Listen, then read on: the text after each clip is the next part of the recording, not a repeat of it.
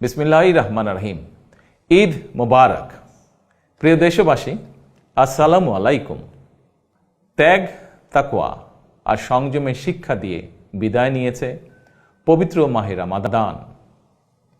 মাসব্যাপী সিয়াম সাধনার পর মুসলিম উম্মার বিশ্বজনীন ঐক্য, সংহতি, সহমর্মিতা এবং অনাবিল আনন্দের বার্তা নিয়ে এলো পবিত্র ঈদ উল ফিতর। প্রতিটি ঘরে, প্রতিটি পরিবারে ঈদ আনন্দ পৌঁছে যাক সকলের তরে। আসুন আমরা রমাদানের আদর্শে উদ্বুদ্ধ হয়ে একে অপরের সঙ্গে পবিত্র ঈদ আনন্দ ভাগাভাগি করে নেই। ঈদ উল ফিতর উপলক্ষে আমি প্রিয় দেশবাসীকে জানাই পবিত্র ঈদ উল ফিতরের শুভেচ্ছা।